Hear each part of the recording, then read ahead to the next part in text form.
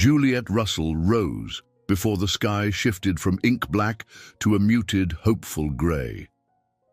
Every morning felt like an act of quiet determination. She lit the small overhead lamps in the Stopping Point Cafe, revealing walls lined with memorabilia from travelers who had passed through Riverdale. She paused to tuck a loose strand of blonde hair back into her hastily done bun, then ran her tired, calloused hands over the edge of the counter. The day would begin soon, as it always did, with dough to knead and pies to bake.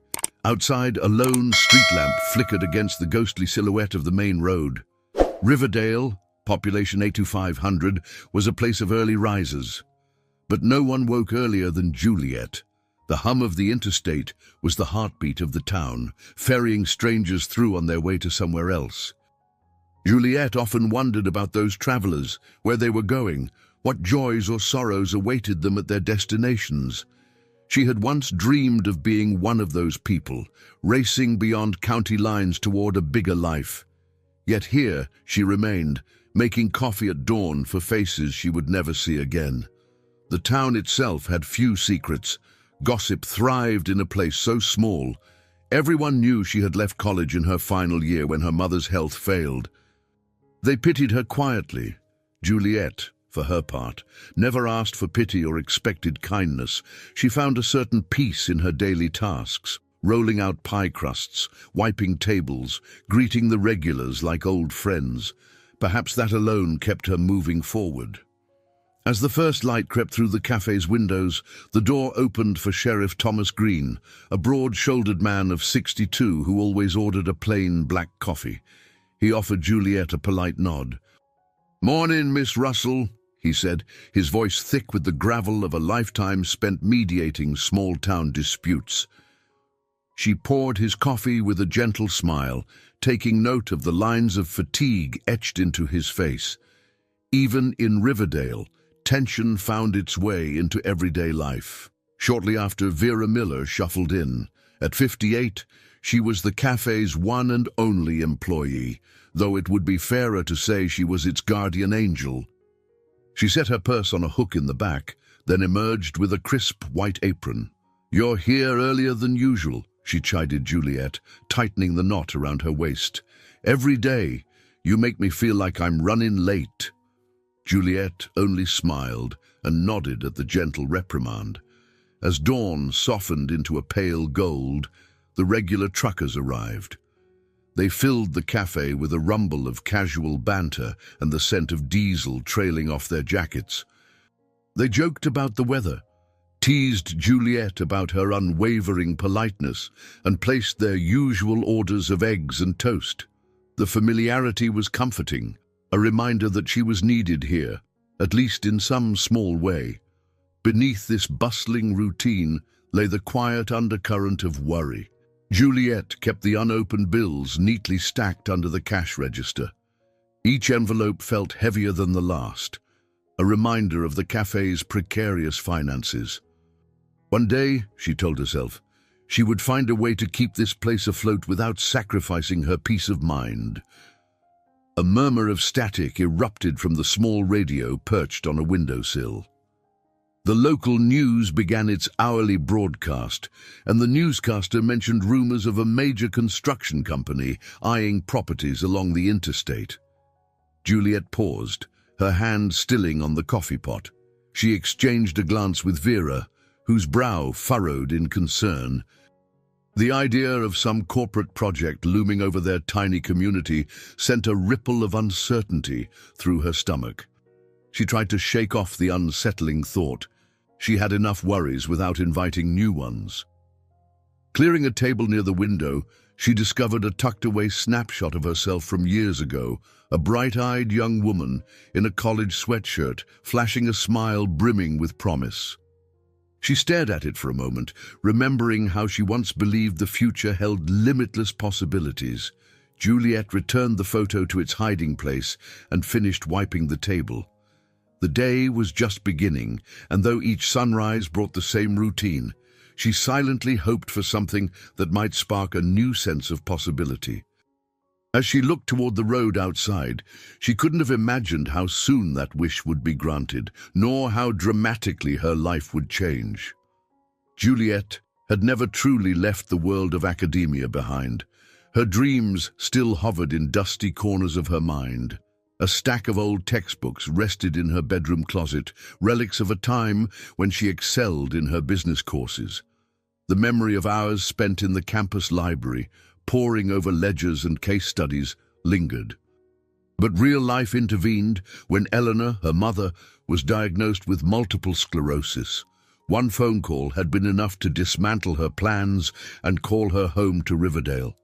She remembered that phone call even now. Standing by the cafe's window, she could still hear the tremor in her mother's voice, the unspoken apology that lay beneath every word. "I need you," Eleanor had said, voice tight with pain. So Juliet packed her things, left behind her scholarship, and returned to the small town she once dreamed of escaping. The stopping point, then owned by a kindly Mr. Wilson, became her responsibility when her mother's illness worsened and they needed a steady income. On this particular morning, after the rush of early customers slowed, Juliet reached for her phone. She had an appointment to visit her mother on Sunday, 2 days away, but she felt an urge to call and check in. Her mother was living in Golden Pines, a modest yet warm care facility in the next county. However, the phone rang unanswered. Perhaps her mother was in a therapy session, or maybe the staff was busy helping her dress. Juliet decided not to worry. That sense of responsibility and occasional guilt was as constant as her shadow. In more vulnerable moments, she wondered whether her mother blamed herself for the abrupt end to Juliet's college years. She would catch a certain sadness in Eleanor's eyes that suggested both gratitude and regret. Emotions too complex to be voiced outright. By mid-morning, the cafe's bell jingled as Marcus Daniels stepped in. He was the local bank manager, a pragmatic man of 45 with neatly pressed suits and wire-rimmed glasses. He offered Juliet a polite smile, though there was no disguising the hint of discomfort in his posture. After all, their conversation would likely involve the overdue loan payments. She ushered him to a corner table, glancing discreetly at Vera, who gave a supportive nod, but then busied herself with clearing dishes. Marcus cleared his throat, removing a folder from his briefcase. "I won't take much of your time," he began, smoothing the lapel of his jacket. "I just wanted to make sure you're aware of the outstanding loan balance. The bank has certain protocols." Juliet's cheeks warmed as she nodded. "I understand," she replied softly. "I'm working on it, Marcus. The cafe's been slower than usual, but we'll get there. I just need a bit more time." He offered a sympathetic yet firm expression. "I'm sure you will, Juliet. Just keep in touch, all right?" Communication is key. After he left, she realized she'd been holding her breath. The gravity of her financial situation pressed on her like a physical weight. She managed a shaky laugh, recalling her college proficiency in financial forecasting. Yet, she found herself on the verge of losing the only asset she had, the cafe. A moment later, a family of tourists strolled in, a husband, wife, and 2 giggling children. Their lively energy was an instant balm to Juliet's nerves. They ordered slices of homemade pie and insisted on telling her how delightful they found the place.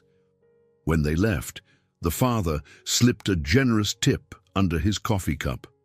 For an instant, Juliet's spirits lifted. Perhaps fortune had not abandoned her entirely. As noon approached, the cafe grew quiet once more. Juliet stood at the window, watching cars speed past on the highway. She reflected on the choices that had led her here, choices shaped more by necessity than desire.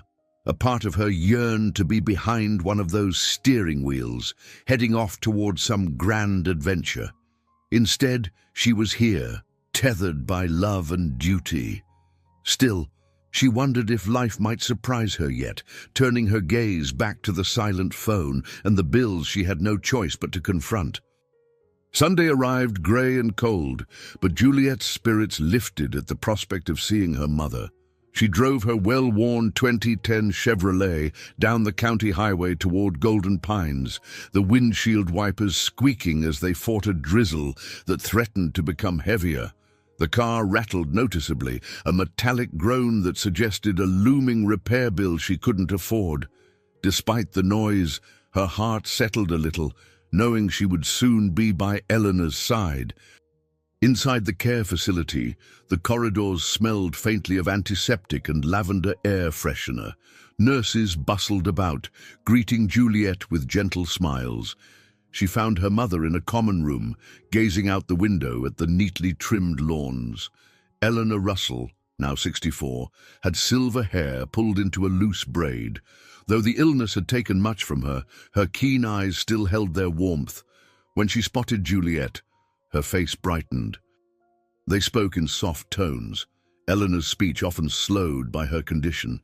"You look tired, my love," she observed, her brow creasing with maternal worry. Juliet pulled a chair closer. "It's just the cafe. Things are tight." Then, carefully, she added, "But I'm managing." Eleanor's hand, thin and cool, took Juliet's in a feather-light grip. "Are you happy?" she asked, words deliberate but clear. The question hung in the air. Juliet hesitated. It was the kind of question that demanded honesty, yet she didn't want to burden her mother with truths she couldn't change. "I'm all right," she said, forcing a small smile. "I have good days and tough days, but I'm getting by." Eleanor's gaze flickered with sympathy, and Juliet sensed her mother's guilt. She tried to change the subject, sharing stories about the cafe's customers and the little dramas unfolding in Riverdale. For a short while, they laughed, recalling how Eleanor once invited neighborhood kids into the stopping point for free donuts, a memory that sparkled in Eleanor's eyes. Eventually, a nurse came to wheel Eleanor to her afternoon therapy session. Juliet kissed her mother on the cheek and promised to visit again soon. In truth, she dreaded leaving. Time felt uncertain, and each goodbye weighed heavily on her heart. But the cafe awaited, and her responsibilities extended beyond these walls.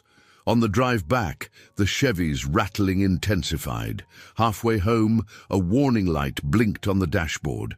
Juliet bit her lower lip, praying she could make it to Pete Donovan's garage. By the time she pulled up to the small, cluttered lot, the engine sounded like it was coughing its last breath. Pete, a barrel-chested mechanic in his mid-50s, ambled over with a concerned frown. "Sounds like the transmission," he muttered after a brief inspection. "I'll need to keep it overnight. Could be expensive." Juliet swallowed hard. She didn't have funds for this, but she had no choice. She left the car with Pete and walked the short distance to the cafe, clutching her coat against the damp chill. It wasn't just the car repairs. There was the mortgage, the loan payments, and her mother's care bills. Each need pulled at her, making her feel as if she were walking through quicksand. When she finally arrived, she found Vera waiting by the front counter. The older woman's sharp eyes took in Juliet's damp coat and drawn expression. Over a steaming cup of chamomile tea, Juliet explained the car trouble and the stack of bills, her words tumbling out in a weary confession. "I'm starting to think," Juliet began hesitantly, "maybe I should just sell the place. I could find a job, pay for Mom's care, and—" "You'd regret it," Vera interrupted gently. "Maybe not tomorrow, but one day you'd look back and wonder what might have been." She squeezed Juliet's hand. "You're too young to settle for half a life." That night, as Juliet locked the doors, the radio played a news segment. The announcer mentioned Morgan Construction again, a large firm rumored to be finalizing deals along the highway. A chill ran through her. She clicked off the radio and stepped into the silent darkness. wondering if fate was about to collide with her carefully maintained world in ways she couldn't yet fathom. Monday brought an oppressive humidity that hinted at approaching storms. By late afternoon, heavy clouds gathered over Riverdale. The cafe's usual steady flow of patrons dwindled as people hurried home, fearing the tempest that hovered on the horizon. Juliet could feel it in the air, that dense electricity that made her uneasy. By dusk, rain lashed the windows with growing intensity, and the flickering neon open sign cast eerie reflections on the wet pavement. Vera, ever the motherly presence, set down the last dish and wiped her hands on her apron. "Look at that sky," she sighed. "I'll head out before these roads flood." Lightning cracked across the sky as if underscoring her decision. Reluctantly, Juliet agreed. "Go on, then. Drive safe." As Vera left, Juliet turned the sign to "closed," though she didn't lock the door. She remained behind to tally receipts, restless about the finances she never seemed to conquer. Thunder rattled the windows, and she felt a jolt of adrenaline at each flash of lightning. 15 minutes later, a group of rowdy teenagers burst into the cafe, seeking shelter from the downpour. Their shoes squeaked on the tile floor, and they greeted Juliet with awkward, dripping grins. She let them stay, offering napkins for their soaked hair. They ordered only a couple of sodas, but they lingered, sharing jokes and mocking the weather. After they left, the tables were left in disarray. With a sigh, Juliet began clearing scattered cups and napkins, the overhead lights flickering ominously from the storm outside. She had nearly finished when Luke Harding, a friendly truck driver in his early 40s, lumbered in from the rain. "This storm's a doozy," he said, shaking water off his jacket. After a quick coffee to go, he lowered his voice. "Stopped by the gas station near exit 61. There was a fella there, dressed nice, asking all sorts of questions about land for sale around here." He shrugged. "Hard to say if he's with that construction outfit, but he looked serious." Juliet's stomach tightened. News of Morgan Construction had been spreading. The notion that someone might be scouting her beloved cafe made her uneasy. She tried to push away the feeling, focusing on Luke's small talk, but her worries thrummed like the steady beat of rain outside. Eventually, the cafe was once again empty. She wiped the counters, her mind drifting toward thoughts of her mother, her mounting debt, and the possibility that big city developers could reshape her entire future without warning. She was nearly done when a sharp gust of wind rattled the windows. Then the door flew open. A lone figure stood in the doorway, drenched to the bone, tall and broad-shouldered. He wore waterlogged jeans and a dark jacket, the hood clinging to his hair. Fat droplets pooled at his feet, his posture tense with exhaustion or frustration. Juliet couldn't tell which. She blinked, caught between instinct to send him away and a tug of compassion that made her hesitate. He glanced around, finding no other customers. "I'm sorry," he said in a low voice, "but is there any chance you're still serving? My car broke down a mile up the road. Wallet's gone, long story, and my phone's dead." Something in his voice, or maybe in his storm-tossed appearance, moved her. Every logical thought screamed caution. Here was a complete stranger, after dark in the middle of a raging storm. Yet she recognized an undercurrent of desperation in his eyes. She also recalled how often she had depended on the kindness of others, however small. "You'd better come in," she said softly, stepping aside to let him enter. The wind howled behind him, and he shut the door. Lightning illuminated his face, sharp features, an unkempt beard hinting at stubble dark enough to frame deep-set eyes. There was something there, an intensity that gave her pause. Juliet drew a breath, reminding herself that compassion had guided her life thus far. "Have a seat," she offered, gesturing toward a corner booth. "I'll fix you something warm." As thunder rolled again, she found herself wondering if fate had slipped through her door, disguised as a weary traveler seeking shelter from the storm. He introduced himself as Alan Morgan, though at this point the name meant nothing special to Juliet. He was simply a weary man in rain-sodden clothes, dripping with each step as she led him to a booth near the heater. The storm outside raged in steady percussion, accentuating the hush that fell over the nearly empty cafe. "Thank you," he murmured, fingers brushing back the dark hair plastered to his forehead. Well, I appreciate this more than you know." He explained in a subdued voice that he'd been traveling through when someone stole his wallet at a gas station. After discovering his phone missing from the car, likely taken in the same theft, he drove off in a panic, only for his vehicle to break down. With no way to call for help and no money to his name, he spotted the cafe's lights. Juliet listened quietly, stirring the soup she'd hastily reheated. She returned with a steaming bowl and a fresh mug of coffee, placing both before him. "On the house," she offered, her expression revealing a flicker of empathy. At her feet, the growing puddle around his worn boots testified to his ordeal. Across the room sat two lingering customers, a retired couple who had been quietly sipping tea, now watching the newcomer with wary curiosity. Meanwhile, a trucker finishing his meal regarded Alan with suspicion, as though suspecting some mischief. Juliet tried not to notice their gazes, focusing instead on the man's evident hunger and fatigue. "Where were you headed?"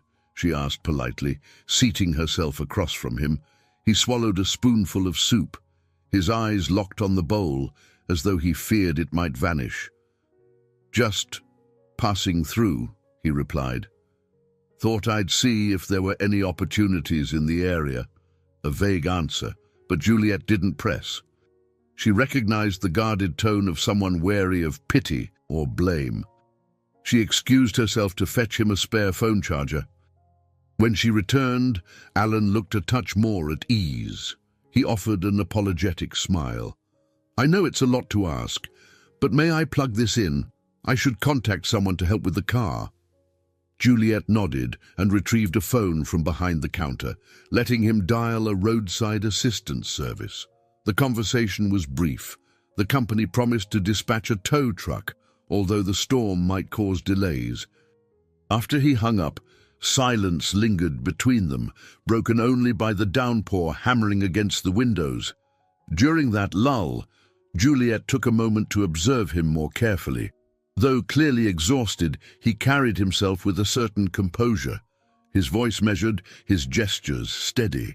Strangely, he didn't resemble the usual drifters who stumbled into Riverdale. There was an understated confidence beneath his disheveled state, as though adversity hadn't quite unseated him from his sense of self. Meanwhile, the older couple and the trucker paid their bills and departed, leaving Juliet and Alan alone except for the faint hum of the kitchen appliances. Alan finished his soup, placing the spoon down gently. He looked at her with a sincerity that made her heart flutter in an unexpected way. "I promise I'll repay you," he said. "Your kindness won't go forgotten." She waved off his gratitude. "It's just a meal," she said softly. "I know what it's like to need a helping hand."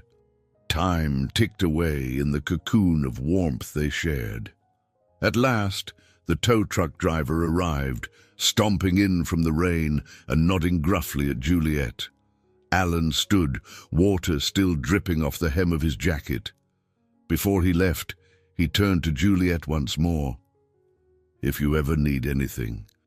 "Well, I owe you one," he said, his voice thick with an unspoken promise. When he was gone, Juliet latched the door and leaned her forehead against its cool glass pane. The swirl of night and storm outside felt charged with possibility, as though the world itself had shifted. She sighed, bracing herself against an unexpected rush of feeling she couldn't quite name. Compassion had long guided her choices, and tonight was no exception.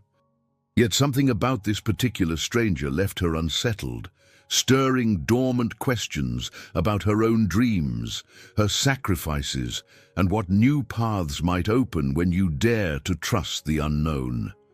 Juliet found herself returning to Golden Pines sooner than planned, restless thoughts compelling her to check on Eleanor. The sun shone bright that afternoon, a stark contrast to the stormy night she'd weathered days before. Ever since she fed that lone stranger, Alan Morgan, she'd been haunted by questions about her own motives and a sense that something had irrevocably shifted. Inside Golden Pines, cheerful posters lined the hallway walls, promoting next week's social events for residents. In the recreation room, Eleanor was perched in her wheelchair, eyes closed as if dozing. The moment Juliet gently touched her mother's shoulder, Eleanor opened her eyes with a familiar spark of recognition. They exchanged subdued smiles before Eleanor patted the armrest, inviting Juliet to sit nearby. "How are things at the cafe?" Eleanor asked. Her voice slurred in places but still warm. She knew Juliet would only come midweek if something weighed on her mind. Juliet exhaled, brushing a piece of hair behind her ear. "Something unusual happened," she began, recounting the story of the drenched stranger, the free meal, and the sense of kindred sorrow she had felt. Though she had spoken casually about it to Vera, sharing the details with her mother brought unexpected emotion. Eleanor listened, hands folded in her lap. "You did right," she finally managed, her words soft but certain. "Your heart always leads you." Nearby, Sarah Perez, a 34-year-old nurse with a comforting presence, approached to check Eleanor's vitals. "Hello, Ms. Russell," she greeted Juliet, adopting a respectful yet familiar tone. She had known Juliet for several years and had seen her struggles to balance the cafe's burdens with her mother's care. "I overheard you mention a stranger," Sarah added once she finished her check. "A bit of kindness can go a long way." Juliet nodded, but felt a swirl of uncertainty. She recalled childhood memories when her mother gave away bowls of soup to hungry neighbors, refusing payment even though their own pantry was bare. The impulse to help others was etched into Juliet's upbringing. After saying goodbye to Eleanor, Juliet walked the hallways, mind adrift in flashbacks. She remembered how Mr. Wilson, the original owner of the Stopping Point, had recognized Eleanor's determination and sold the cafe to her for a fraction of its actual value. If not for that generosity, they'd have never owned it at all. Now, decades later, Juliet felt pressured to pass that kindness on, but fear gnawed at her, fear that her giving spirit might leave her even more vulnerable. Back at the cafe, she found Vera wiping down tables with a mix of efficiency and concern. "I was worried," Vera grumbled, though the worry came out more like a reprimand. "Everything okay with your mother?" Juliet nodded. "Stable. For now, she's in good spirits, at least." As she spoke, she spotted something beneath one of the plates Alan had used that stormy evening, a small, neatly folded note. Her heart skipped. She retrieved the note and opened it. "Thank you.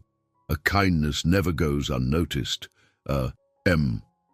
The handwriting was bold, concise. Vera noticed the note and crossed her arms over her chest. "You better be careful, Juliet. Good manners in a stranger don't always mean good intentions." Yet Juliet couldn't ignore the warmth that spread through her chest. Remembering Alan's disheveled form and quiet gratitude, sliding the note into her apron pocket, she wrestled with an odd mixture of caution and curiosity. Part of her wanted to dismiss it as a fleeting incident. Another part sensed that this man might return somehow, carrying with him more than just a polite thank you. Even as Vera insisted on finishing the cleanup, Juliet retreated behind the counter, mind swirling with memories of her mother's compassion and the cafe's origins. The single slip of paper in her pocket felt like a clue to an unwritten chapter in her life. She glanced at the door, half expecting Alan to walk through it once more. Despite the quiet interior and the fading afternoon light, a fresh spark of hope flickered within her. A reminder that, for better or worse, one small act of kindness could alter the course of an ordinary life. Juliet woke the next morning with a curious sense of unease. She'd tossed and turned the night before, drifting off only after rereading Alan's note more times than she cared to admit. Now, stepping onto the back porch of the cafe, she clutched a mug of black coffee and inhaled the crisp dawn air. This quiet ritual, stealing a moment for herself before the daily bustle, was her only real luxury. She allowed her mind to wander, and unbidden, memories of David Collins surfaced. They dated a decade ago, back when she'd first returned to Riverdale to care for her mother. David had been ambitious, an up-and-coming attorney with big city dreams. He offered her a glimpse of another life, one far from the routine of the cafe. Yet he left for a top-tier firm in Chicago, never looking back. Sometimes Juliet wondered if things would have turned out differently had she followed him, but the cafe and her mother had kept her rooted in place. Shaking off the memory, she drained her coffee and went inside. Before long, the stopping point filled with the usual clatter: truckers on a schedule, families on road trips, locals grabbing breakfast on their way to work. Vera bustled between tables, reminding everyone to wipe their shoes on the mat while Juliet rang up orders. Amid the morning rush, Mr. Patel, her 50-year-old supplier, arrived. An Indian-American businessman with a penchant for punctuality, he cleared his throat, waiting for Juliet at the counter. She could tell by his polite but distant smile that this wasn't a social visit. "I'm sorry to bring this up during breakfast hour," he began gently, "but the last 2 invoices remain unpaid. If you can't settle at least one of them, I'll have to reduce future deliveries." Though his tone was measured, his eyes were filled with sympathy. He knew how precarious her situation was. Heat rose to Juliet's cheeks. She fumbled with the register, trying to find words to reassure him. "I'll figure it out soon, Mr. Patel," she promised. "I just need another week." The supplier gave her a slight nod, neither fully convinced nor dismissive, and left with his briefcase tucked under his arm. Vera hovered close, her eyes filled with concern. "Is there no one you can ask for help?" she ventured. "A loan from a friend, maybe, or family." Juliet pressed her lips together. She had no siblings or wealthy relatives. Her father was an unknown figure, never having been part of her life, and the bank was already on edge. She thought of Alan's note, but quickly banished the idea. Accepting help from a near stranger, especially one who had no clue about her precarious finances, felt absurd. Still, desperation nudged her. After the last customer paid and left, she slipped into her small office at the back of the cafe. She opened a desk drawer containing keepsakes from her college days, textbooks, old photos, and a slender black velvet box. Inside lay her class ring, an emblem of her unfinished degree. She had never been able to part with it, clinging to the hope of one day returning to complete her education. Her fingers trembled as she took it out. Reluctantly, she logged into an online marketplace and listed the ring for sale. It felt like a betrayal of her past self, an acknowledgement that she might never reclaim those dreams, but a temporary influx of cash could keep the cafe going until she found another solution. As she hit submit, a pang of regret coursed through her. This small act symbolized the choices she'd made and the ones she'd lost. Still, her resolve hardened. "You do what you have to," she murmured. She couldn't shake the sensation that the future was barreling toward her, and that decisions made now would shape the course of her life, whether she was ready or not. Early the next morning, Juliet was busy refilling coffee pots and greeting regulars when she noticed a sleek, silver Mercedes glide into the parking lot. Instantly, the chatter in the cafe softened. Not many high-end vehicles passed through Riverdale, and this one gleamed under the sunlight like something from a city showroom. Curiosity tugged at her as she watched a tall figure exit the driver's side. Dressed in a perfectly tailored suit, hair neatly combed, he looked every inch a professional. It wasn't until he stepped closer that she recognized the face she had last seen, soaked by rain and desperation. Alan Morgan. Her mind spun. This was the same man who had stumbled in, claiming to have no wallet or phone. She nearly dropped the tray she was holding. Vera, equally stunned, hurried to take over, muttering under her breath. All eyes followed Alan as he walked through the door, an air of quiet authority about him. If the cafe had been mid-conversation before, it now fell into a hush. A handful of locals recognized his last name, though they weren't quite sure why. With a measured smile, Alan approached the counter, ignoring the curious stares. "Morning?" he said softly, meeting Juliet's gaze. "I hope it's not too early for a conversation." Every instinct told her to be polite, but confusion jumbled her thoughts. I guess we can talk," she managed, trying not to sound rattled. She gestured for Vera to handle the front, while she led him to a quiet corner. The stark contrast between this polished version of Alan and the disheveled, grateful man from days ago set her nerves on edge. Once seated, he leaned forward, voice low.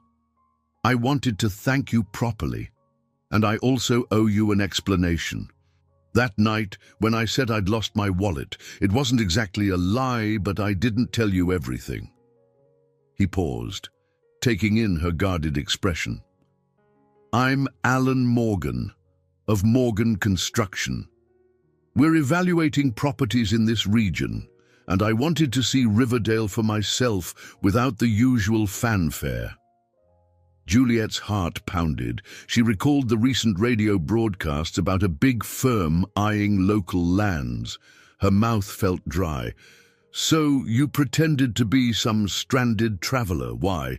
He ran a hand through his carefully styled hair, as if uncomfortable admitting his deception. "I needed a break from my name, from people giving me preferential treatment or shutting me out the moment they heard Morgan Construction. I wanted to experience genuine interactions. But," he sighed, "I never expected my car would actually break down, or that I'd be robbed." His eyes flickered with remorse. "I'm sorry if I misled you. You offered me kindness with no questions asked." It caught me off guard. She absorbed his words with a wary heart, recalling Vera's repeated caution. "I see," she said slowly, "and now you're here. For more than just an apology, right?" Alan hesitated, clearly measuring his response. "Yes. My company's assessing potential projects along the highway. Your cafe happens to be on a prime piece of property." The knot in Juliet's stomach tightened. She thought of the overdue bills and the precarious state of her finances. Could it be that Morgan Construction intended to buy her out, or worse, force her off the land? Rage mixed with a sense of betrayal, though she kept her composure. "So that's how it is," she murmured, swallowing the growing lump in her throat. "You come here undercover. See if we're worth your investment?" He met her eyes, unflinching.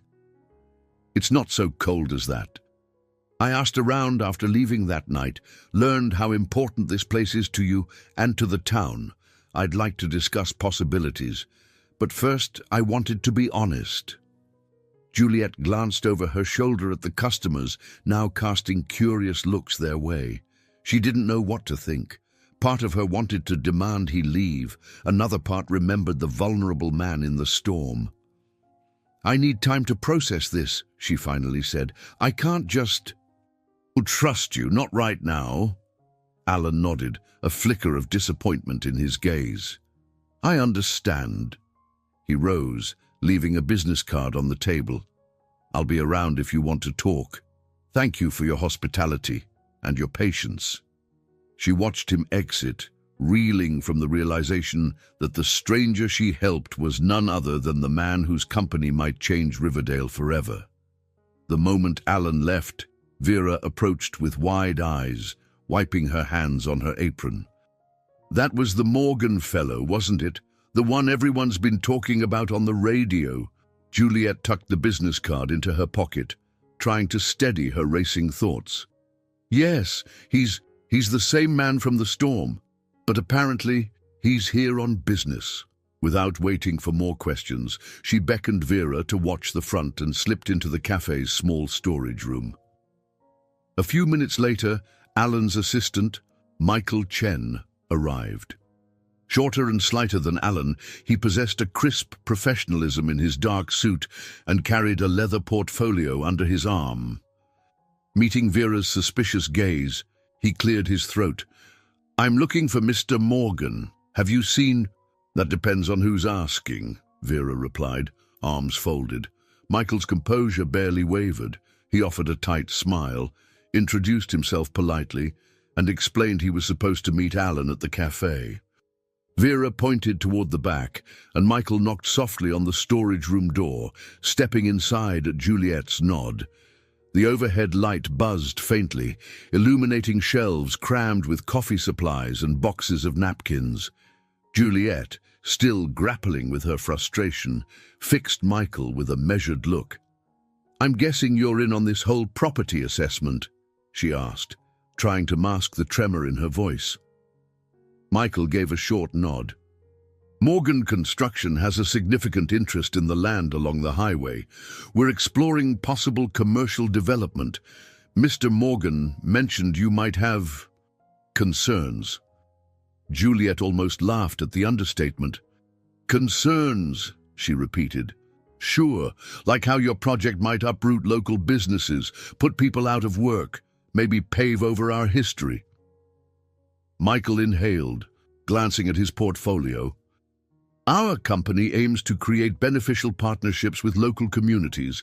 Alan, Mr. Morgan, believes we can work together in a way that respects the town's character." His rehearsed tone only deepened Juliet's skepticism.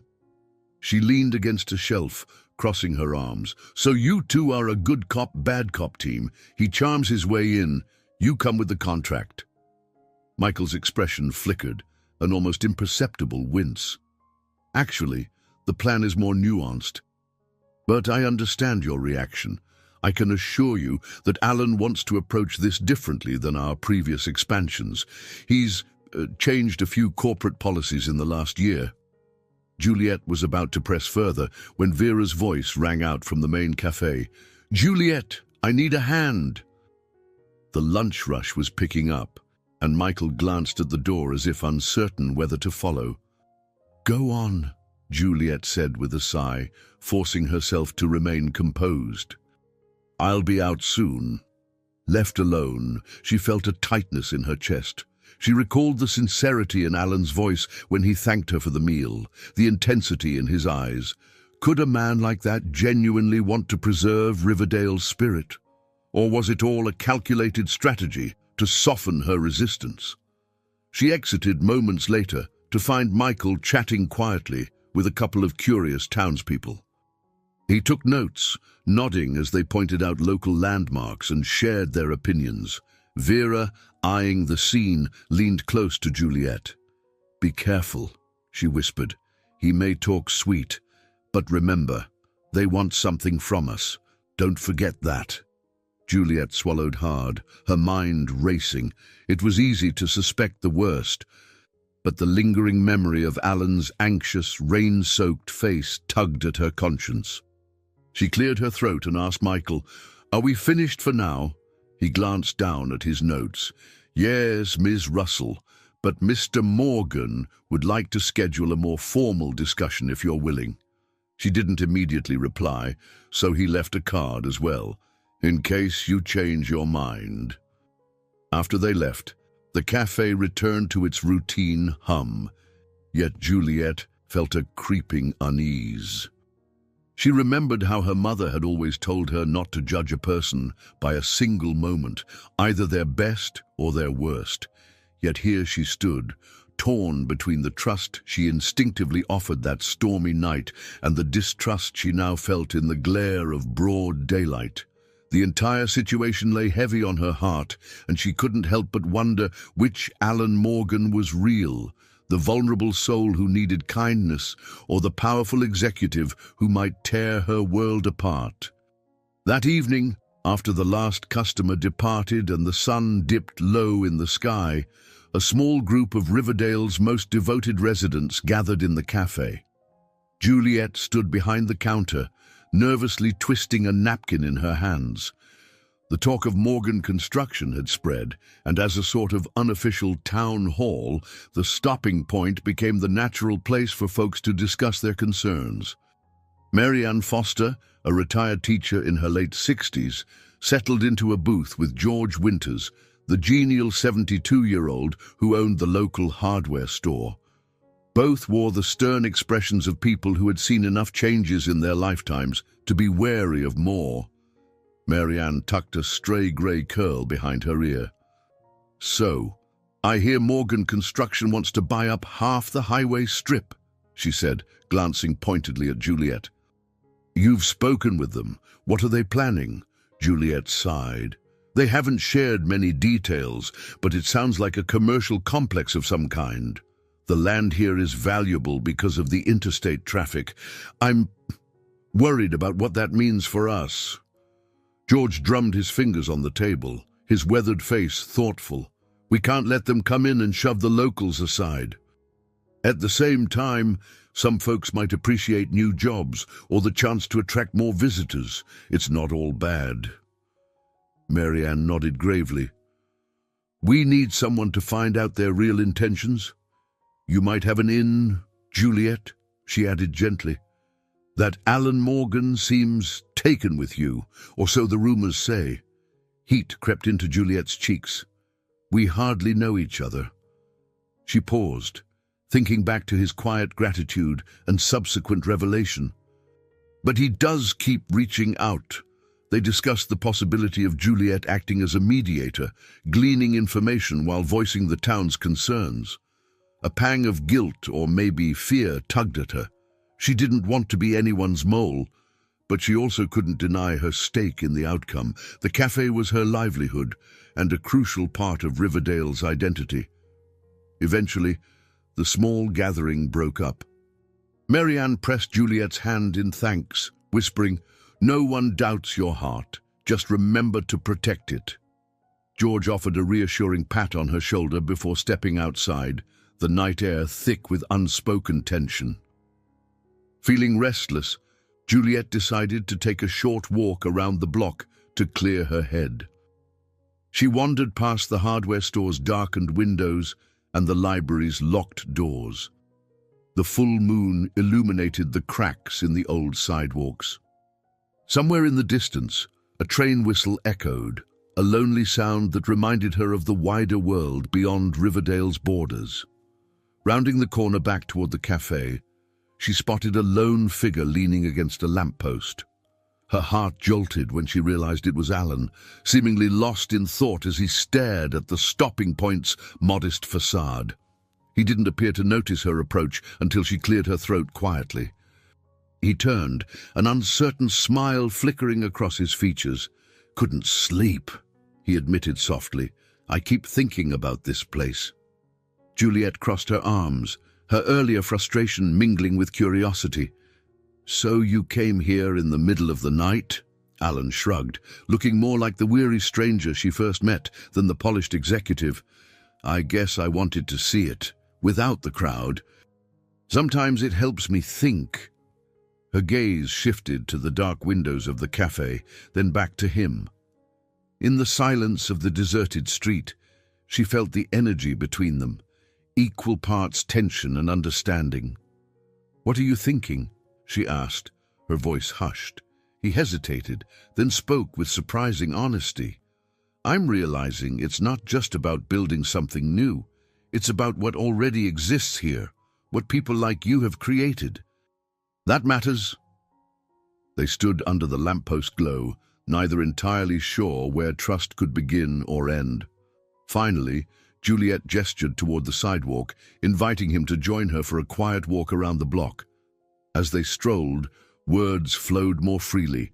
Alan shared fragments of his life, a divorce that left him questioning his values, the pressure of a family legacy focused on profit above all else. Juliet, in turn, spoke of her mother's illness, her own unfinished education, and the relentless worry of losing the cafe.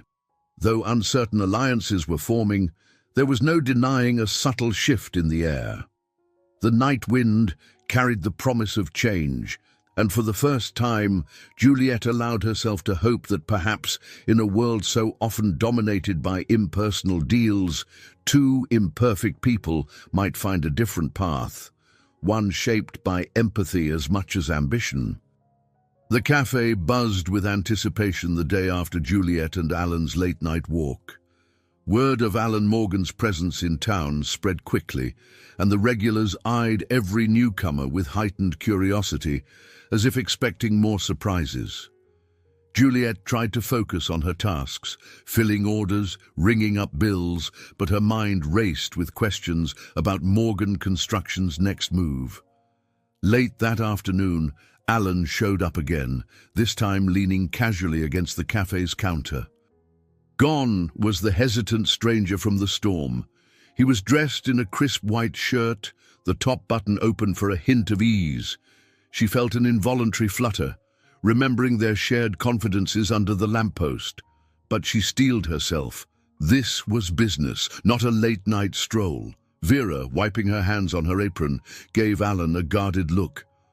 "We're about to close," she muttered, but he flashed a polite smile and motioned for Juliet's attention. Hesitating, Juliet agreed to speak with him, leading him to a quiet table in the corner as the last customers trickled out. "I'd like to invite you to dinner," Alan said without preamble, voice soft but resolute. "We can talk in a more relaxed setting." She stared back, uncertain. Part of her wanted to refuse outright. She resented the feeling of being courted for a deal. Yet she remembered the flicker of sincerity in his eyes when he admitted his own misgivings about the project. Finally, she nodded. "All right, but no fancy talk or glossy brochures," she warned. "I want the truth." He offered a small, relieved grin. "I promise," he said, then set a business card on the table. "Meet me tomorrow night. I'll drive." The next evening, Juliet found herself nervously trying on outfits in her cramped bedroom. It struck her how seldom she dressed for anything more formal than a town meeting. With Vera's encouragement, she visited Amanda Wilson's boutique just before closing. Amanda, 30 years old and eternally upbeat, helped her pick out a simple navy blue dress, far more elegant than the everyday clothes she wore at the cafe. "Don't sell yourself short," Amanda said while adjusting the hem. "You deserve a little glamour now and then. Besides, this dinner might be more than just business." Juliet blushed but said nothing. Alan picked her up in front of the cafe, guiding her into his sleek Mercedes. The drive out of Riverdale felt surreal. Familiar farmland rolled by, slowly replaced by a dim stretch of highway that led to a modest upscale restaurant about 30 miles away. They spoke only of small things, how the day had been, the weather, both skirting the heavier topics lingering between them. When they arrived, the hostess greeted Alan by name, a sign he had called ahead. Their table, tucked in a candlelit alcove, offered privacy that felt both reassuring and nerve-wracking. The clink of cutlery and hushed conversation of other diners enveloped them. After they ordered, Alan cleared his throat. "I won't beat around the bush," he began. "Morgan Construction is interested in purchasing your cafe's property. The location is perfect for a commercial complex along the interstate. We can offer well above market value." Juliet's heart pounded. Hearing it stated so plainly unsettled her. Still, she steadied her voice. "Why would you offer more than it's worth?" He leaned back, expression somber. We realize the cafe is essential to this community. Paying a premium might ease the transition. For you, for Riverdale. I know how important it is to preserve what makes the town special. Juliet searched his face for hidden motives.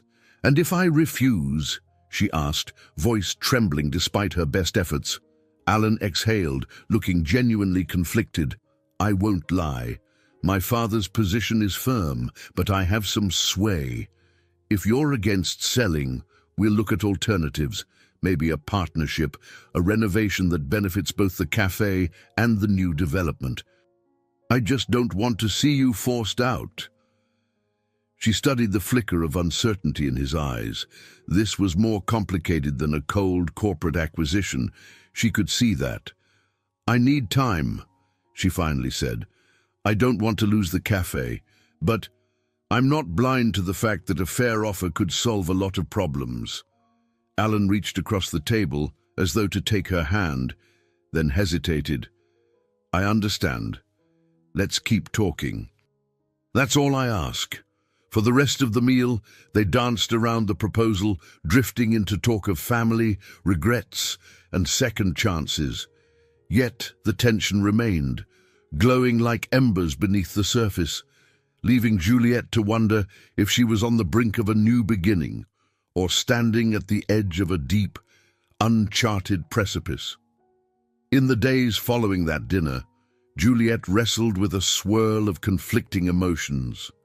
On one hand, the money Morgan Construction offered could wipe away her overdue bills and secure the best possible care for Eleanor. On the other, the stopping point was not just another piece of real estate to be traded. It was woven into the fabric of her life, and the town's. After debating the offer half the night, she decided to visit Marcus Daniels at the bank. She knew he was no magician, but perhaps he could shed light on her options. The bank's fluorescent lights hummed overhead as she slid into a plastic chair across from his desk. Marcus welcomed her with a somber nod, adjusting his wire-rimmed glasses. He flipped through his notes, eyes full of an uncomfortable empathy.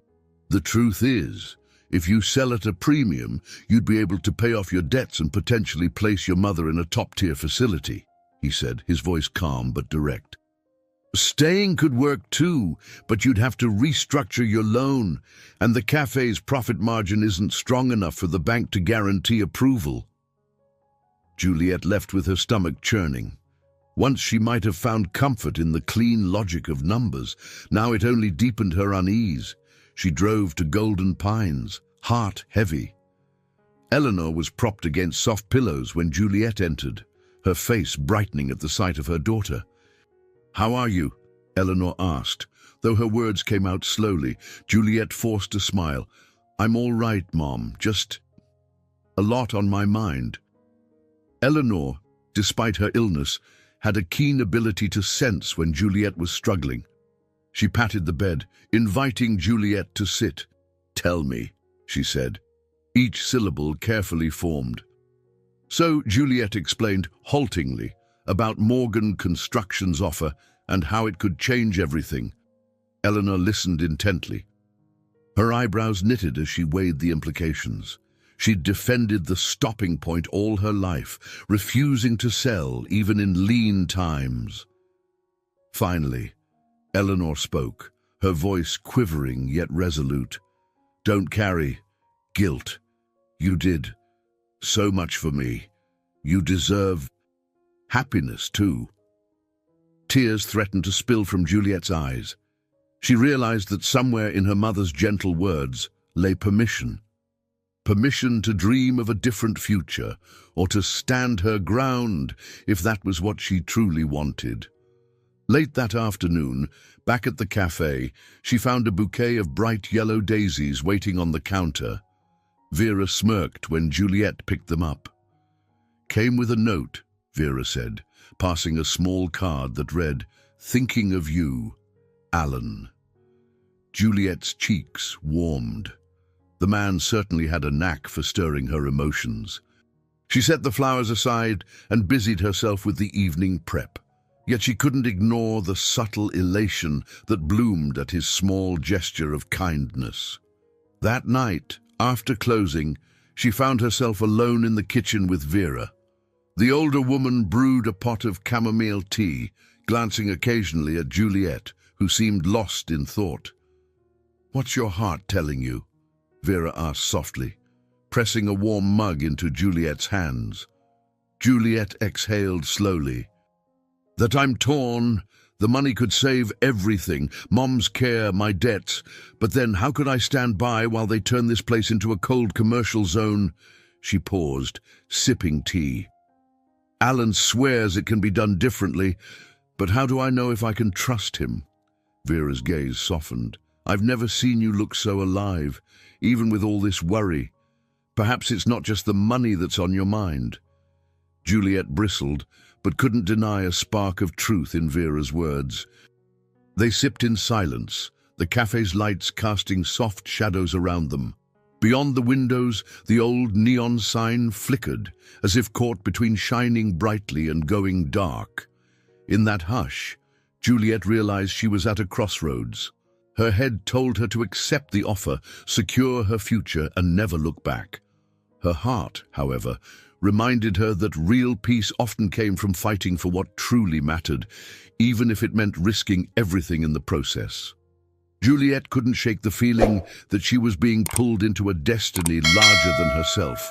The cafe's looming fate, her tangled emotions about Alan, and the uncertainty of her mother's health all seemed tied together in a knot she couldn't unravel. Her restless nights led her to rummage through old boxes in the cafe's attic, searching for any clue about the decisions her family had made in the past. One early morning, after a sleepless night, she climbed the narrow staircase into the dusty attic. Streams of pale light filtered through cracks in the wooden beams. She coughed at the swirl of dust motes but pressed on, determined to see if the past held any answers for her future. She uncovered a small trunk marked with her mother's initials, E.R. Inside, she found letters wrapped in faded blue ribbon, letters written in a neat, slanted handwriting. Her heart pounded as she realized they were from the father she had never known. Carefully, she unfolded one. It spoke of longing, regret, and a promise to return, promises that, judging by her life, had never been fulfilled. She glanced through two more letters, each revealing a layer of a man torn between two lives. He'd apparently been married to another woman, reluctant to abandon his comfortable existence to acknowledge Juliet as his daughter. As the words blurred before her eyes, she felt a surge of anger mixed with a strange ache for what might have been. Later that morning, she visited Eleanor, seeking answers. As she helped her mother with a cup of tea, she gently mentioned the letters. Eleanor's face clouded with sorrow. "Didn't want to burden you," she whispered, voice tight with the strain of regret. "He was never sure if he'd stay." Guilt glimmered in Eleanor's gaze as she recalled that lost chapter of her own youth, a time when she believed love could conquer anything. "I was afraid," Eleanor admitted, tears gathering. "Afraid you'd grow, to resent me for pushing him away, but he'd only break your heart." Juliet blinked back her own tears. She understood now the parallels between her mother's fear of betrayal and her own guarded stance toward Alan. She, too, feared trusting someone who could shatter her already fragile world. "I don't resent you," she reassured softly, pressing a hand to Eleanor's. "I just wish I'd known what happened." Eleanor nodded, her gaze drifting to a vase of fresh flowers. "We do what we must," she whispered. "Don't make the same mistake." In the corridor, Sarah Perez, the compassionate nurse, caught Juliet's eye. After seeing Juliet's shaken expression, Sarah paused. "Are you okay? You seem upset," she observed gently. Juliet gave a half-hearted nod. "Just learning more about my father, someone I never really knew. I guess I thought maybe there'd be a clue to help me make sense of my life. Sarah placed a comforting hand on her shoulder. Sometimes, understanding our past is less about finding direct answers and more about realizing why we feel the way we do. It might help you trust yourself, no matter what comes next. That evening, Juliet returned to the cafe with a heavy heart. The revelation of her father's abandonment reignited old insecurities. She thought of Alan's complicated ties to his own family empire and wondered if history was repeating itself. Was Alan also torn between loyalty to a powerful legacy and something more genuine? Standing in her small office, she read one last letter from her father, dated years ago. "I can't break free from everything that's expected of me." The words echoed in her mind, mirroring the struggle Alan now faced with Morgan Construction. She set the letters aside, a complicated swirl of compassion and caution brewing in her chest. Outside, dusk settled over Riverdale, and the hum of passing cars faded. Alone in the silent cafe, Juliet realized that sometimes the harshest truths open a path to deeper self-discovery. The question now was whether she'd let the past's betrayals define her future, or find the courage to forge a new path, one that might lead to both forgiveness and the kind of love she'd long been denied. Sunlight streamed through the stained glass windows of the local church, where Riverdale's residents gathered for a community meeting about Morgan Construction's proposed project. Rows of wooden pews were packed with anxious faces. At the front, a makeshift podium stood ready for the firm's representatives to unveil details of the commercial complex that could reshape the town. Juliet slipped into a seat near the back, heart pounding. She spotted Alan at the side, adjusting his tie. Rebecca Wells, a polished 40-something attorney for the company, stood poised in front of a tall chart, detailing potential job creation and economic growth. Her presentation was meticulous, her words carefully chosen to sway public opinion. For a moment, it all sounded promising. New opportunities, expanded tax revenue, a chance for Riverdale to flourish beyond its current limitations. Yet Juliet also noted the silent apprehension in Mary Ann Foster's tight-lipped frown and George Winters's skeptical gaze. Many older residents feared an onslaught of chain stores would snuff out the independent businesses that gave their town its soul. Halfway through the presentation, Rebecca fielded pointed questions about the proposed development. Mary Ann raised concerns about increased traffic and the loss of farmland. George worried about the fate of local landmarks and hiking trails. A young father near the front asked whether such a project would raise the cost of living. Alan stepped forward, quietly at first, then more decisively as the questions piled up. Juliet watched him closely. Gone was the uncertain man she'd seen brooding under the lamppost. He spoke with measured authority, acknowledging that not every corporate plan was perfect, but assuring everyone they wanted to preserve the local culture. Despite a polished tone, a flicker of tension crossed his face when Mary Ann demanded specifics about small business accommodations. Then Charles Morgan arrived. Tall, silver-haired, and imposing, he entered the church with an entourage of company board members. The entire room seemed to tense. Juliet felt a chill run through her.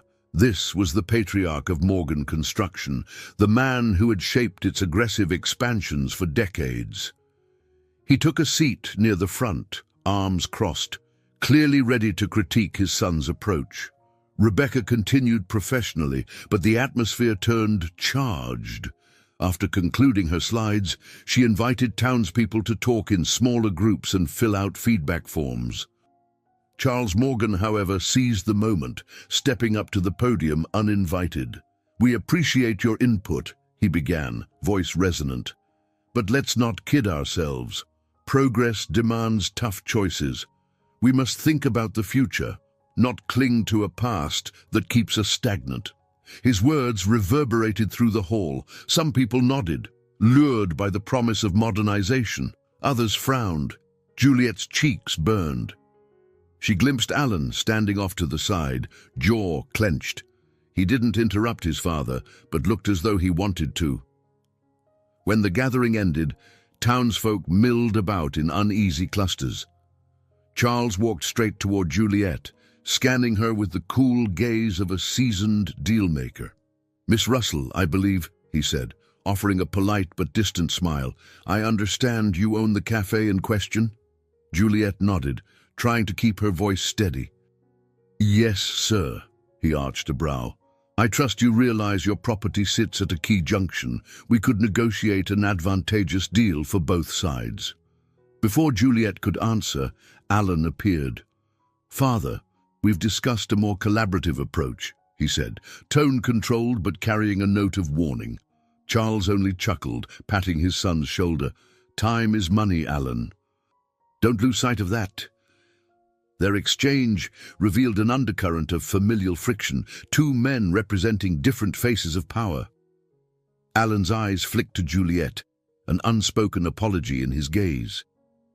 Charles turned on his heel and moved to speak with the mayor, leaving a charged silence between father and son. Juliet swallowed, heart pounding. As she stepped outside into the midday sun, she glanced back at Alan, who seemed torn between appeasing his father and forging his own path. In that moment, she realized the fight for the cafe and Riverdale wasn't just an external struggle. It was also a battle within the Morgan family, one that could determine not only the future of her beloved hometown, but the fate of the man who had so unexpectedly entered her life. Several days passed, like a fever dream. The church meeting had stirred up excitement and fear in equal measure. Posters began popping up around town, some supporting Morgan Construction's promise of new jobs, others warning of lost heritage and corporate greed. The tension bristled in the warm summer air, thick enough to unsettle even the most even-tempered residents.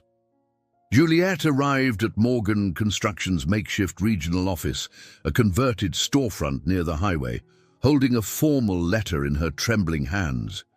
She was there by invitation. Alan had proposed a discussion with the company's board of directors, including Charles Morgan, hoping to negotiate terms that might benefit Riverdale more equitably. Yet every step toward the office felt like a step into enemy territory. Inside, a hush hung over the reception area. Soft classical music played from hidden speakers. Rebecca Wells greeted Juliet with a courteous nod and led her down a corridor flanked by frosted glass walls. Through them, Juliet spotted a boardroom table surrounded by well-dressed executives. Entering, she found Alan standing at the far end, waiting for her. She managed a small smile, though her nerves crackled. Charles Morgan, seated at the head of the table, offered a curt nod. The other directors introduced themselves with polite efficiency, their expressions a blend of curiosity and skepticism. Rebecca opened the meeting by summarizing the cafe's significance to Riverdale. "Ms. Russell," she said smoothly, "has a vested interest in seeing her business protected. Alan believes a partnership model could address those concerns while still allowing growth along the interstate." Juliet swallowed her anxiety and spoke with more confidence than she felt, describing how the cafe served as a community hub. She pitched the idea of preserving its historic charm while integrating modern features, perhaps a small visitor center or an artisanal market that highlighted local goods. She emphasized that the townspeople feared becoming an overlooked footnote in a grand development scheme. Nods and murmurs passed around the table, but Charles's face remained impassive. When Juliet finished, he cleared his throat. "What you're suggesting is a scaled-back version of our original plan," he said, folding his hands. "That could reduce our projected profits and slow the timeline." "You'd have to persuade investors, convince them this approach is worth it." Alan stepped forward, voice steady. "Father, Times are changing. People care about authenticity, about preserving heritage. A sensitive approach could attract a loyal customer base, even from outside the region. Charles fixed his son with a cool stare. You're banking on sentimentality. Sentiment doesn't build empires. A tense hush fell. Juliet felt her pulse hammering. She had walked into a power struggle that went far beyond a single cafe. It was father versus son, old methods versus new convictions. For a moment, she thought of her own father, of how fear and societal pressure had led him to abandon her. She refused to let that kind of shadow define her life now. Drawing a breath, she addressed the board. Maybe sentiment isn't the right word, she said, voice resolute. It's about long-term sustainability, about building trust with communities. You want travelers off the interstate? Give them a reason to stop. Show them something real, not just another chain store. Silence stretched. Rebecca's gaze flicked to Charles, who was tapping a pen against the table. He finally spoke. We'll consider this proposal, he said evenly, but I won't make promises. Our shareholders expect results. With that, the meeting concluded. Alan walked Juliet out, tension etched in the lines around his eyes. Outside, the midday heat felt stifling. I'm sorry, he murmured. I wish I could give you certainty. She reached for his hand, surprised by her own boldness. You're trying to do right by everyone, Alan. That means something. I just hope it's enough. They stood by her car, fingers still entwined, the hum of passing traffic mingling with the rush of their unspoken fears. In that fleeting moment, Juliet sensed they had crossed an invisible threshold. Trust was no longer a polite exchange, but a costly gamble. And while neither knew if the final outcome would bring success or heartbreak, both understood the same truth. Forging a shared future often demands a price few are truly prepared to pay. Eleanor's sudden fever set off alarms within the Golden Pine staff late one afternoon. A nurse phoned Juliet at the cafe, explaining that her mother's fragile lungs appeared to be struggling. Racing out the door, Juliet barely remembered to flip the closed sign.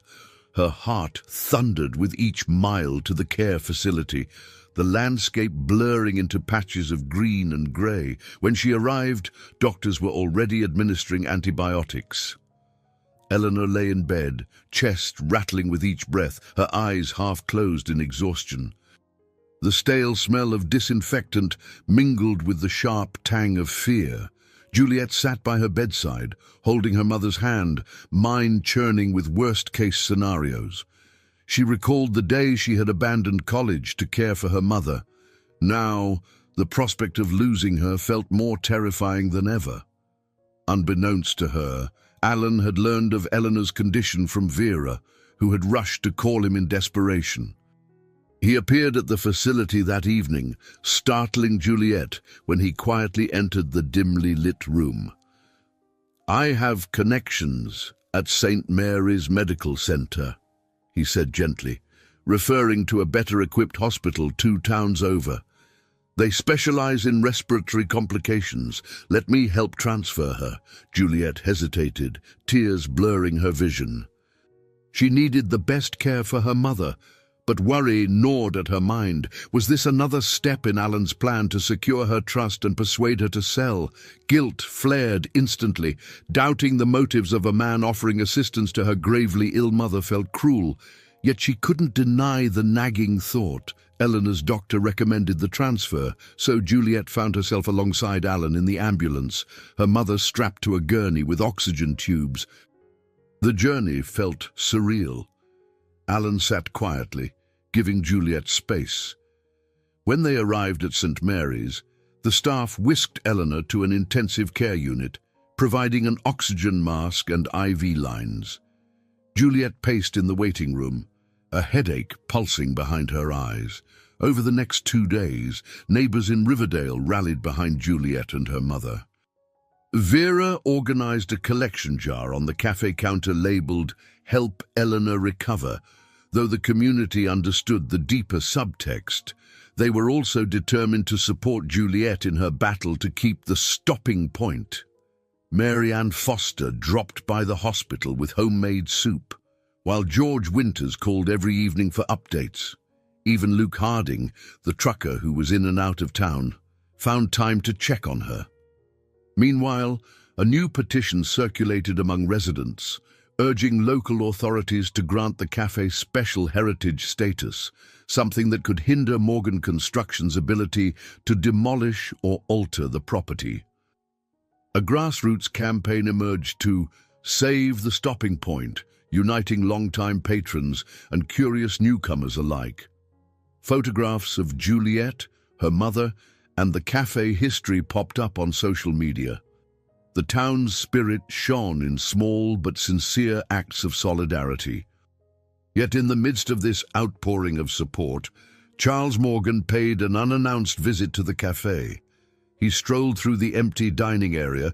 Vera had closed early so she could join Juliet at the hospital, studying every detail with a calculating gaze. He ran a finger along the chipped paint on the counter, frowned at the aging overhead lights. A fleeting hint of disdain crossed his face, as if noting that sentiment was no match for solid profits. As he left, Charles commented to a startled neighbor who happened to be passing by, "Nostalgia doesn't keep the doors open forever."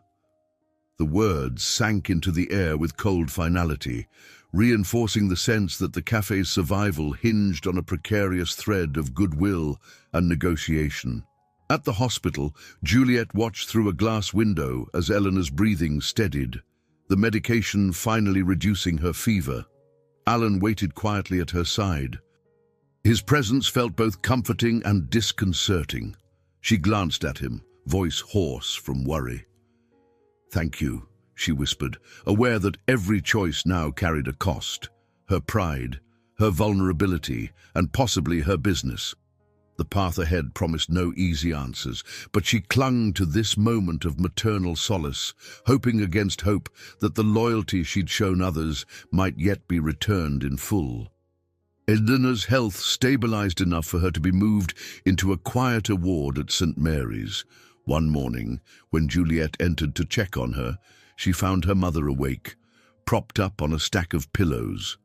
Soft sunlight streamed through the window, illuminating Eleanor's tired yet determined eyes. Sitting by the bed, Juliet held Eleanor's hand.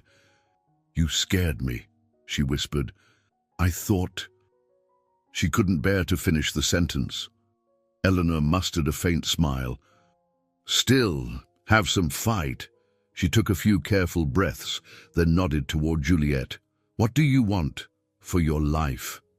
The question struck Juliet like a jolt of electricity. In truth, she'd rarely considered her own desires beyond the cafe's survival and her mother's well-being. But the tone in Eleanor's voice, so sincere, so burdened by guilt, melted any pretense. "I don't really know anymore," Juliet admitted. "I keep telling myself that the cafe is my duty, something I can't abandon because it's our legacy. But I do wonder if there's more out there." Eleanor closed her eyes for a moment. "Years ago, I refused an experimental treatment. They wanted me in a city hospital for months. We'd have had to sell the cafe." She paused, swallowing hard. "I made that choice. For myself. But you should choose. For you." Tears pricked Juliet's eyes as the weight of that sacrifice sank in. She realized her mother had given up her best shot at recovery to spare Juliet from losing the cafe, possibly altering the whole course of both their lives. A nurse appeared, adjusting Eleanor's IV, giving them a gentle reminder that rest was crucial. Juliet left quietly, her mind swirling.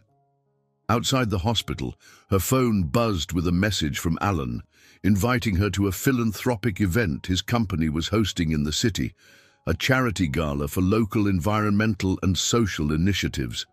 Nerves twisted in her stomach. She had never felt at home in black tie events, yet something in Alan's invitation suggested he wanted her to see a different side of Morgan Construction, or perhaps a different side of himself. After some hesitation, she replied, "I'll go." That evening, Amanda Wilson insisted on loaning Juliet a sophisticated navy gown, tailoring it quickly for a better fit. "Show them you're more than a small-town girl," Amanda said, eyes gleaming with pride. The gala took place in a grand ballroom downtown. Crystal chandeliers glinted above round tables draped in white linen. Classical music drifted through the air, lending the evening an air of cultured civility. Juliet's heart pounded as she stepped inside on Alan's arm, eyes adjusting to the soft glow. Moments after they arrived, a striking woman in a sleek black dress approached, Vanessa Morgan, Alan's ex-wife. With an elegant arch of her eyebrow, she offered a guarded greeting. Then her gaze settled on Juliet, skimming over her with subtle condescension. "Alan has a history," Vanessa said quietly, leaning in so only Juliet could hear, "of charming people to get what he wants. Don't let him ruin you too." Juliet's cheeks flared. She knew about the divorce, Alan's father's disapproval, and Alan's own attempts to redefine Morgan Construction's path. Yet hearing this from Vanessa dredged up old insecurities. Were her feelings for Alan just another weakness for him to exploit? Throughout the night, tension simmered between Juliet and Alan. When he tried to show her around, introducing her to potential investors, she felt her guard rise. At last, in a quiet corridor away from prying eyes, she confronted him. "Is this all a performance? Are you showing me off to them so they'll think you're more human?" Alan's face tightened. "I invited you because I respect you. And yes, I do want the board to see I'm serious about making real connections, not just transactions." She studied his pained expression, remembering Vanessa's warning and her mother's question. "My life is fragile right now," she admitted, voice trembling. "I can't risk everything on someone who might be playing me." Alan exhaled slowly, gaze filled with regret. "I can't erase my mistakes. I only ask that you see I'm trying to change. For you. And for me." She hesitated, torn by conflicting desires, for security, for trust, for the hope that kindness could rewrite a story otherwise dominated by ruthless ambition. There in the stately corridor, between hushed music and clinking glasses, Juliet realized she had reached a crossroads in her heart. The question was whether she dared choose a path where love and faith in another person might open the door to both salvation and heartbreak. Fearing fresh heartbreak, Juliet threw herself into work at the cafe, determined to distract her mind from Alan's complicated world. One afternoon, she climbed into the attic, searching for old supply invoices, but discovering a deeper trove instead.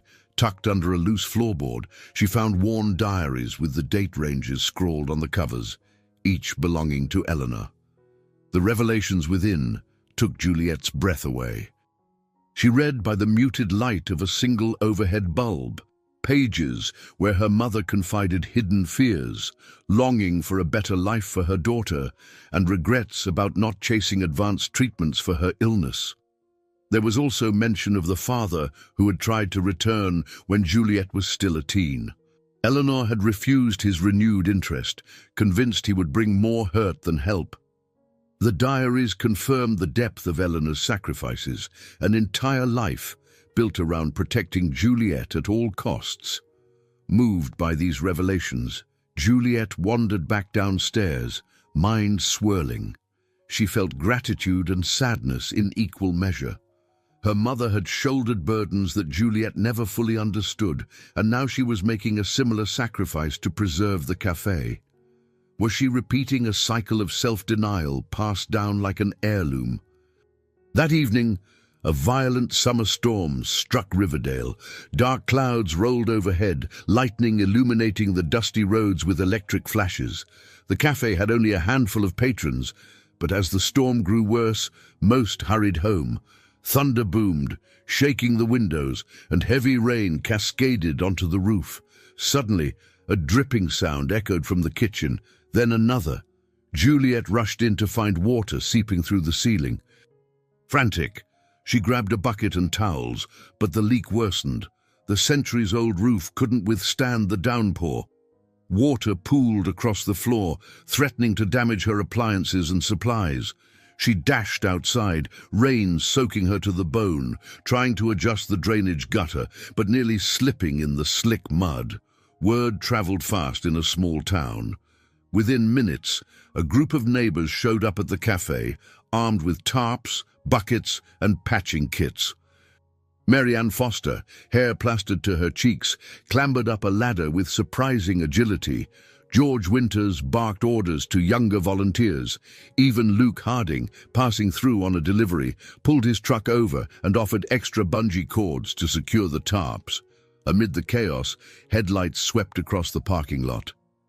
Alan stepped out of his car, ignoring the rain that drenched his tailored slacks. He hurried over to Juliet. "Heard there was trouble," he shouted over the storm's roar. Without waiting for a response, he grabbed supplies from his trunk and joined the impromptu repair crew on the roof. Despite the torrent, the group managed to lay down enough tarps to slow the leaks. Inside, people mopped the floor and shifted furniture away from flooded corners. Juliet marveled at the sight of Alan on hands and knees, hammering in nails alongside George, his once pristine shirt smeared with dirt and water. On the ground, Mary Ann coordinated volunteers while Vera cooked up hot coffee in the kitchen, passing out mugs to everyone working in the downpour. As the rain began to subside, the roof patch held. The cafe's interior, though soaked in places, remained structurally sound. Juliet's heart pounded with relief and a new sense of admiration. She saw Alan slump down on a stool, hair dripping, face shining with rainwater. There was no pretense of corporate superiority, just an exhausted man who seemed genuinely invested in preserving something dear to her. After the others left, Juliet approached him. "Thank you," she said softly, handing him a dry towel. "I wasn't sure you'd come." He looked up, raw gratitude and humility in his eyes. "You're part of this community, and so am I, if you'll allow it." In that moment, the diary entries she had read earlier weighed on her mind. She grasped that people often hide their truest selves behind layers of fear and regret. But the storm had peeled back those layers, revealing an authenticity in Alan she couldn't deny. Echoes of her mother's past sorrows still lingered, but for the first time, Juliet allowed herself to imagine a future shaped by hope rather than the shadows of history. The next day, Juliet's muscles ached from climbing ladders and hauling buckets, but she rose early to face yet another challenge, a scheduled meeting with Marcus Daniels at the local bank. The storm damage had added a fresh layer of expenses, and she couldn't ignore the cafe's precarious finances any longer. Marcus greeted her warmly, though the fatigue in his eyes suggested he carried the town's collective worries on his shoulders. "Let's review your loan status," he said, tapping a thick file. "Between repair costs and overdue balances, you're nearing foreclosure territory, Juliet." She exhaled shakily, stomach twisting. "Is there any way to restructure again?" Marcus frowned sympathetically. "We've already extended you twice. The board isn't eager to take on more risk, unless you have a significant capital infusion or an alternative arrangement. The cafe is in real jeopardy." Leaving the bank, Juliet felt as though she were walking through quicksand. She wanted to save the stopping point, but at this rate, she might be forced to sell before Morgan Construction's board even made a final decision. When she returned to the cafe, she found Alan waiting, his expression tense with anticipation. "I heard you were at the bank," he said, concern in his voice. "How bad is it?" Tears threatened to form, but she steadied herself. "Bad enough that if something doesn't change soon, I won't have a choice." Alan took a deep breath, handing her a folder. "I've been working on a partnership proposal. It's not a full buyout. Instead, Morgan Construction would invest in renovating and modernizing the cafe's infrastructure, roof, kitchen equipment, everything. You'd retain a controlling share, keep the ambiance, and run daily operations." Her pulse quickened. "And in return, I'd allow some part of the property to be used for the larger development." He nodded. "We'd build around the cafe, ensuring its historic charm remains intact. It could become a focal point for the new complex, drawing in travelers, but you'd sign a long-term agreement with us, giving Morgan Construction partial ownership and influence over the direction." She flipped through the pages, scanning the numbers. It seemed generous, but a wave of doubt washed over her. "What about your father? He won't be happy with a compromise like this." Alan grimaced. "I've already proposed it to the board. He thinks it's an unnecessary concession. But I want a different future for this company, a balanced one. My father and we're not on the same page." As if summoned by the mention of conflict, Charles Morgan arrived in Riverdale later that afternoon. In a tense meeting at the construction firm's temporary offices, father and son faced each other across a wide conference table. Juliet, standing off to the side, felt like an intruder in a very personal war. Charles listened to Alan's pitch, arms folded, face betraying no emotion until the end. Then he spoke in a clipped tone. "This partnership idea is sentimental nonsense.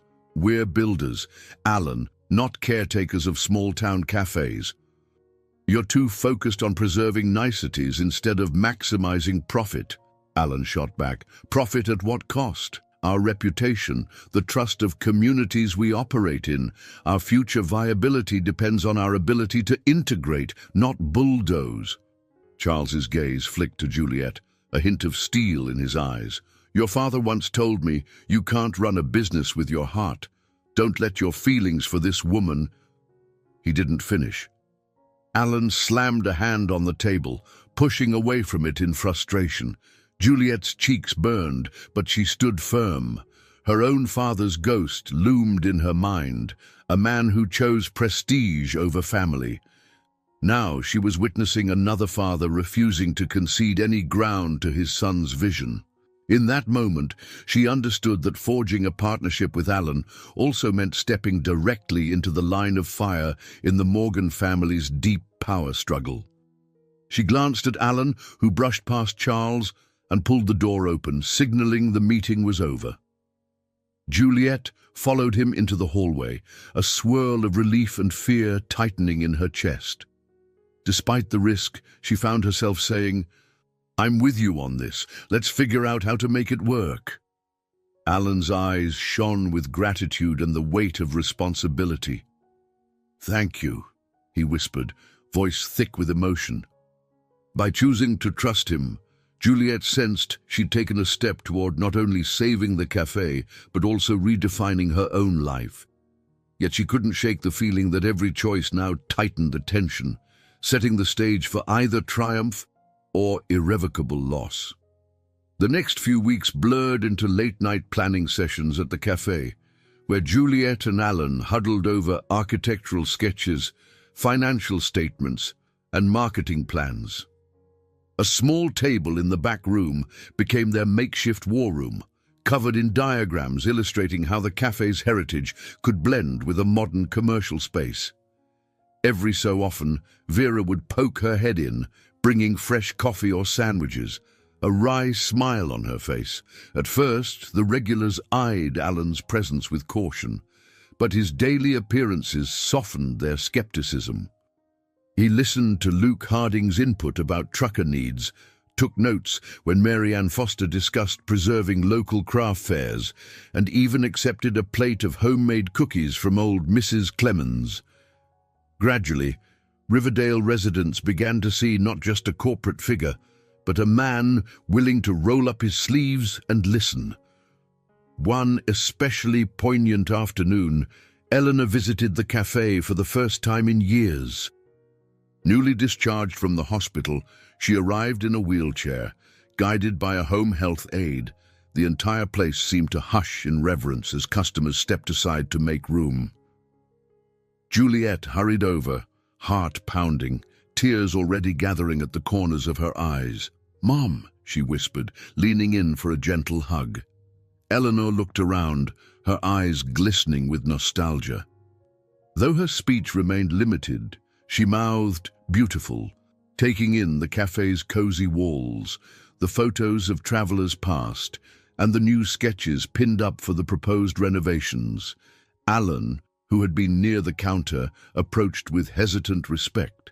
He knelt beside Eleanor's chair, greeting her softly.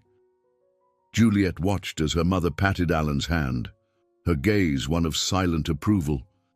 In that moment, something in Juliet's chest swelled with a hope she had almost forgotten she possessed, the hope that, despite the odds, a different future could emerge for them all.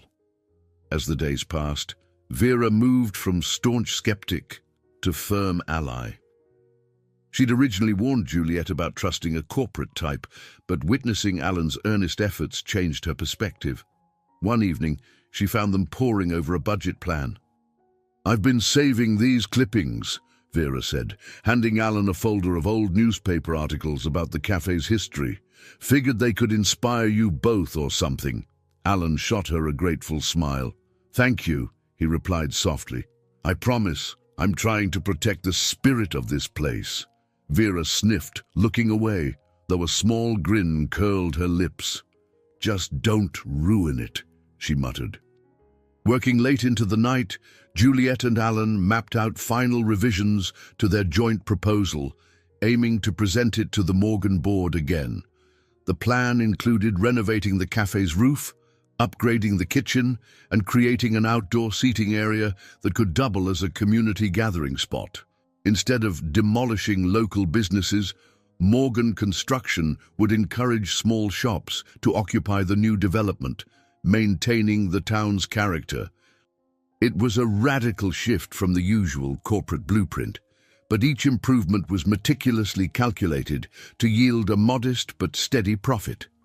Eventually, exhaustion overwhelmed them, and they settled onto the worn sofa in the back office. Moonlight filtered through the window, casting soft shadows across their faces. Alan confessed how he once believed success required sacrificing personal connections, that his father's example had seemed an unbreakable blueprint. "But something changed," he murmured, meeting Juliet's gaze. "Maybe I realized how lonely that path can be." Juliet's breath caught in her throat. She recalled the diaries upstairs, her mother's selfless devotion, and the father who vanished. Leaning her head on Alan's shoulder, she closed her eyes. "We all need people who believe in us," she said. "Otherwise, what's the point?" In that quiet moment, words of affection finally took shape between them. Though neither declared grand promises, the warmth in Alan's gentle kiss spoke volumes. Juliet felt the swirling tension of the past month's ease, replaced by a fragile but genuine connection. They still had battles ahead: Charles Morgan, the bank, and the uncertainties of a major development project. But for now, they savored a glimpse of unity, trusting that these strengthened ties might offer the resilience they would need in the storm to come. The day of the big board meeting dawned with a sense of hushed anticipation. Juliet and Alan made their way to the Morgan Construction Regional Office, a sleek, newly renovated space with polished floors and modern lighting. Instead of dread, Juliet felt a careful sense of readiness, buoyed by the effort she and Alan had poured into their new proposal. Inside the conference room, Charles Morgan sat at the head of a gleaming mahogany table, his expression unreadable. Around him, a half-dozen board members waited in pinstripe suits and crisp blouses, laptops open, poised to pick apart every detail. Rebecca Wells offered a tight smile as she opened the meeting, giving the floor to Alan. He began with a calm, prepared statement, laying out how the reimagined Stopping Point project fit into a broader trend of sustainable, community-centric development. Each slide in his presentation walked the board through potential financial returns that might be modest initially, but promised steady, long-term gains. Photos of the cafe, images of the supportive townsfolk, and data on tourism trends highlighted the intangible benefits of preserving the town's character. Juliet watched the board members closely. A few nodded, intrigued by the numbers and positive press that could come from such an approach. Others frowned, possibly unimpressed by what they saw as smaller profit margins. Finally, Alan gestured for Juliet to speak. Her heart fluttered, but she steadied herself, recalling every time she had stood up to life's challenges, her mother's illness, her mounting debts, even her father's absence. "Riverdale isn't just another stop on the highway," she began, voice clear but soft. "Our cafe has seen thousands of travelers, each one leaving a bit of themselves in our town. That legacy is worth more than short-term profit. And if you give us the chance, we'll show you how preserving real community leads to deeper loyalty, from customers, from families, from everyone who wants a place that feels like home." An uneasy hush followed as eyes flicked between Juliet and Charles Morgan. At length, Charles tapped his pen. "This is an unconventional approach," he stated, choosing his words carefully. "Yet the firm can't ignore evolving consumer tastes. If we fail to adapt, we risk losing our competitive edge."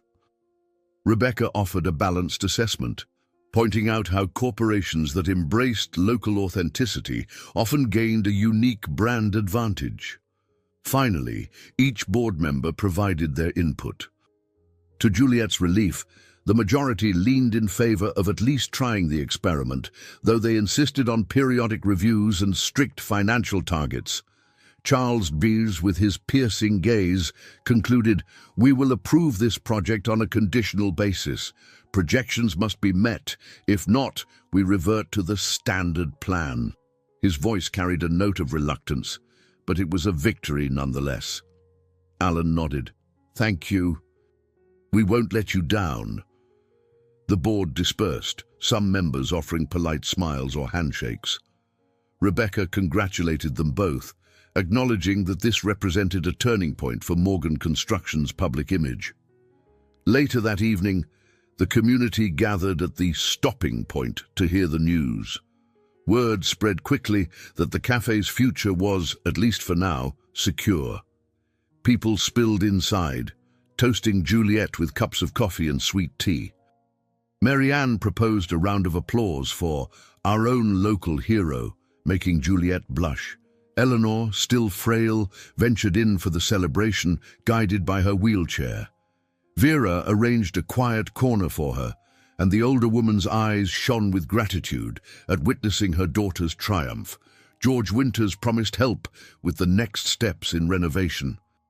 Younger townsfolk cheered the notion of new jobs and improved infrastructure, while older patrons sighed with relief that Riverdale's charm wouldn't be lost. In a quieter moment by the storeroom door, Alan slipped his arm around Juliet's waist. "We did it," he whispered, sounding more awed than triumphant. Juliet smiled, tears prickling her eyes. She thought of the old bills hidden under the counter and the line of second-hand coffee cups mounted on the wall, each donated by a passing traveler. All those fragments of memory felt woven into a grander tapestry now, proof that value wasn't always measured in dollars. "Maybe this is just the beginning," she murmured, resting her head on Alan's shoulder. Indeed, the journey ahead would be complicated, full of renovations, financial milestones, and balancing local needs with corporate demands. Yet for the first time since she dropped out of college to care for her mother, Juliet felt a stirring in her heart, a genuine belief that she could shape her own destiny. All around them, townspeople laughed and embraced, the sense of unity palpable. Together, they had glimpsed a future that honored the past while embracing tomorrow, proving that the true value of things, like kindness, community, and second chances, transcended any ledger line. Renovations on the stopping point began early on a crisp morning, the sun casting warm light over scaffolding and fresh lumber stacked by the cafe's entrance. Contractors in faded jeans and work boots bustled about, measuring angles and hauling materials. A bright orange safety net surrounded the perimeter, a sign that transformation was officially underway. Juliet stood outside, arms crossed, alternating between nerves and excitement. After so much tension, financial threats, emotional turmoil, and compromises, the tangible sight of improvements filled her with cautious hope. The old sign above the front door had been carefully removed and placed aside for restoration, symbolizing the delicate balance between preserving tradition and forging a new path. Alan soon arrived, wearing a casual flannel shirt instead of his usual tailored attire. He greeted each worker by name, determined to emphasize the collaborative spirit he and Juliet had planned. Together, they inspected the construction progress, occasionally stepping around piles of tools and wood. Although the air buzzed with the racket of saws and nail guns, there was an undeniable sense of forward momentum. Mid-morning, a small complication arose. As the workers pried up floorboards near the back door, they discovered significant water damage, far worse than anticipated. Concerned murmurs circulated when they realized that the subfloor would need extensive repairs, possibly increasing both costs and timelines. Juliet felt her stomach clench, flashing back to the storm and its sudden leaks. Yet before worry could unravel her composure, Alan gently touched her shoulder. "We'll handle it," he said, voice steady. "We planned for contingencies, remember?" She nodded, grateful not to face this alone. They called in a structural engineer, a calm woman named Carmen, who swiftly evaluated the damage. "It's fixable," she concluded, smiling at Juliet's anxious face. "You'll just need to adjust your schedule, maybe add 2 more weeks before finalizing the new floors." Although it was a delay, her reassurance helped quell immediate fears. By early afternoon, Juliet ventured to the hospital to pick up Eleanor for a short outing. Her mother's health was stable enough now for brief excursions, though she still relied on a wheelchair, carefully maneuvering over the uneven sidewalk. Juliet guided her mother to the cafe's front, wanting her to witness the changes. Eleanor's eyes widened at the sight of scaffolding and tools, her gaze drifting over the half-painted facade. Alan joined them, kneeling by Eleanor's chair to explain the structural concerns and how he planned to incorporate new windows for natural light. "You'll have a clear view of the sunrise," he told Eleanor softly. She nodded, resting a frail hand on his arm, the unspoken gratitude clear in her tired smile. Around them, workers carried on, but some paused to wave at Eleanor, aware of her role in the cafe's history. The moment felt significant, as if bridging multiple generations, past sacrifices, present commitments, and future possibilities. Even Vera made an appearance, fussing over the dust swirling inside the cafe. "I swear, all this sawdust will take weeks to clean," she groused good-naturedly, then nodded at Alan. "But it's worth it if we keep this place standing for another 50 years. The day continued with a stream of small triumphs. A new roof beam successfully installed, a salvaged piece of decorative trim carefully restored, a well-worn window refurbished instead of replaced. Each element connected the old with the new, reflecting Juliet's wish that the cafe remain authentic yet evolve to meet modern needs. By dusk, the workers packed up for the evening. Juliet and Alan walked Eleanor back to the car, helping her settle in. Before they drove away, Eleanor reached for her daughter's hand, managing a few murmured words. "So proud of what you're building." Her fragile voice, laced with love, carried a weight that nearly undid Juliet. Tears stung her eyes as she planted a gentle kiss on her mother's cheek. In the fading light, Juliet stood at the threshold of the cafe, listening to the distant echo of hammers going quiet. Despite unexpected repairs and ever-present financial worries, she felt a sense of renewal, as though the very foundation of her life was being fortified. There was no turning back now. All that remained was to see the project through and safeguard the precious bond that had guided her this far. Weeks later, the Stopping Point Cafe stood dressed in a fresh coat of paint, an inviting shade of pale cream with hunter green trim. The vintage sign, restored to its original luster, hung proudly above the door.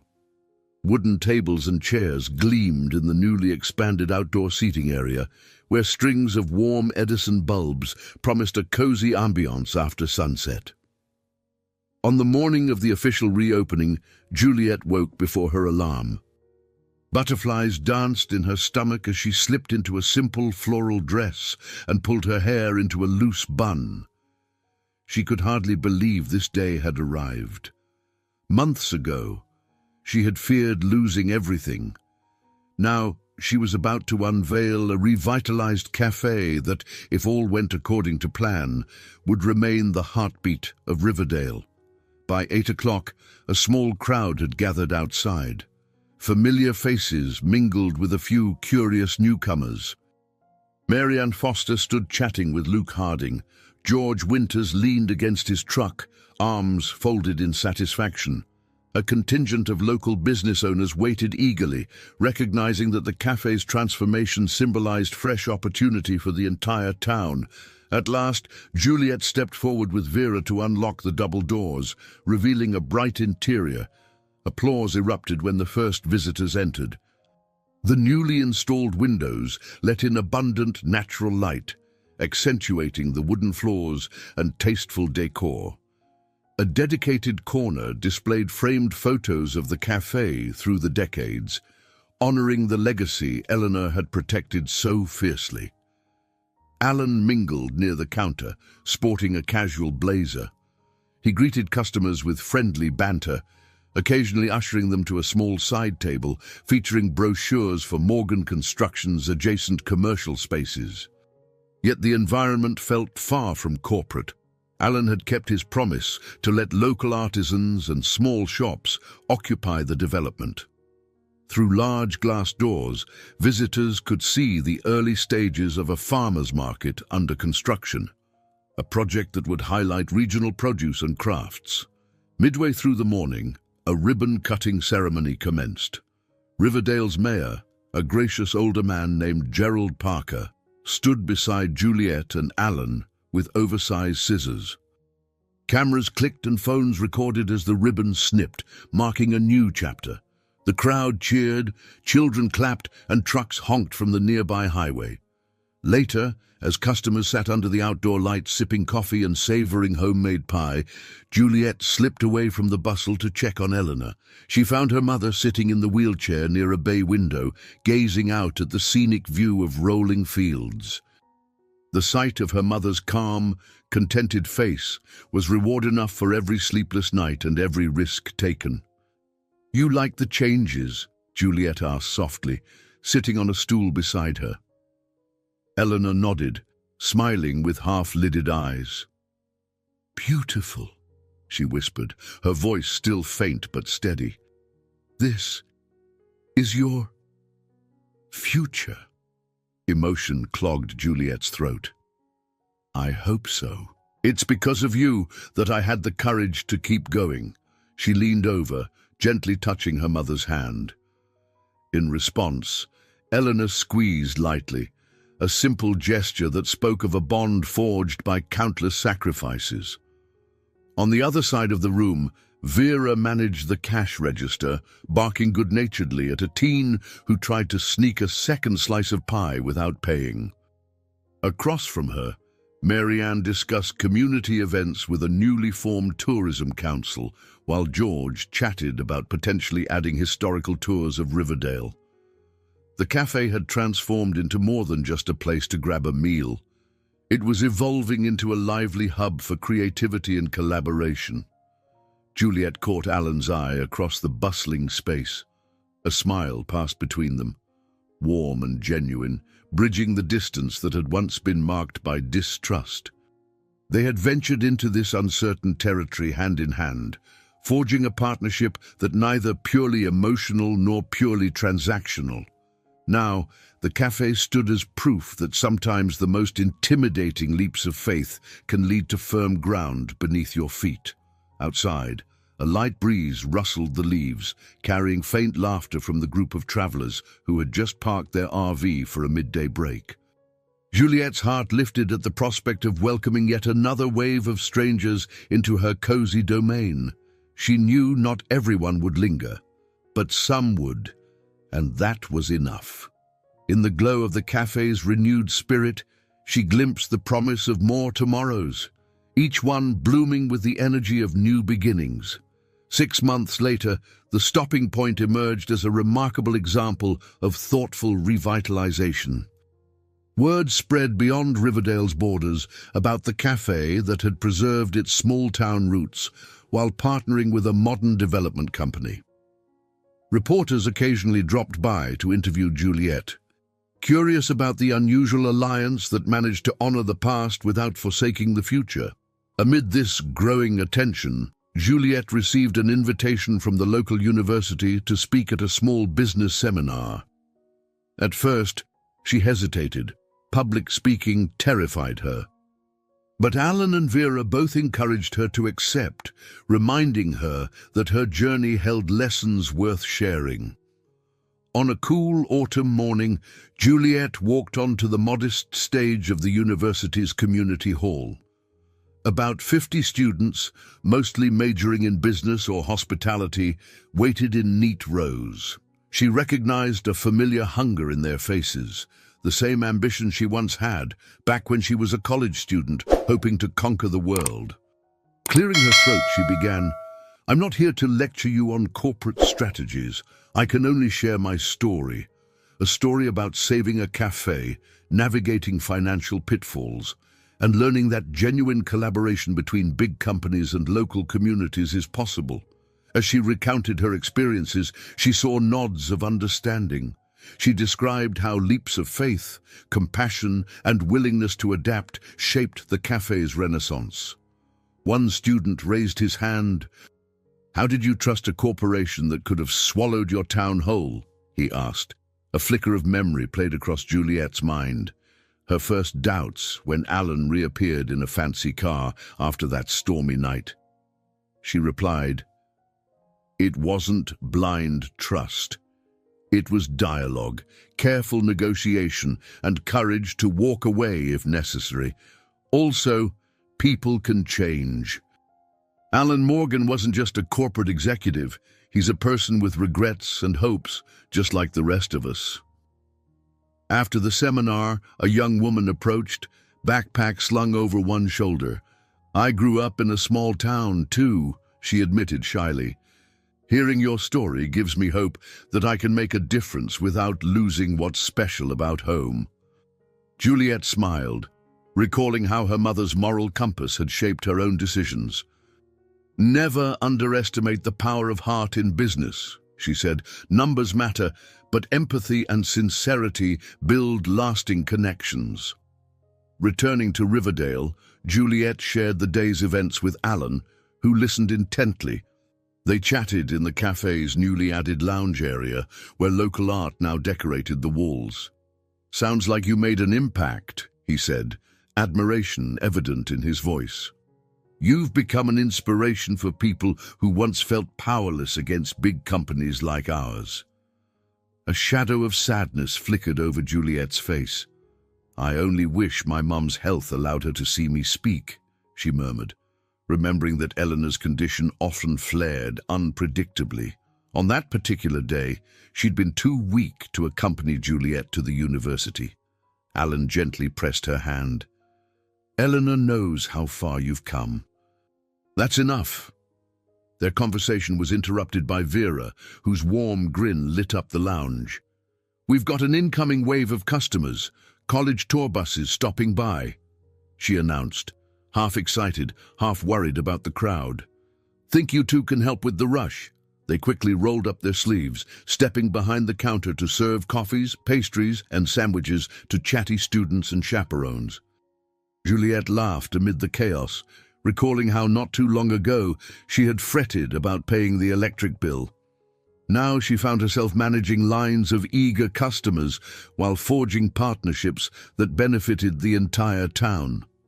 Later, as the last bus pulled away, Juliet collapsed into a chair, wiping a bead of sweat from her forehead. Alan joined her, exhaling a satisfied sigh. "That was a good day." She nodded, heart brimming with gratitude. "Every time I hear people talk about how this place feels welcoming, I think of my mom, how she taught me to greet strangers like old friends." They locked eyes, sharing an unspoken understanding that all the struggles had been worth it.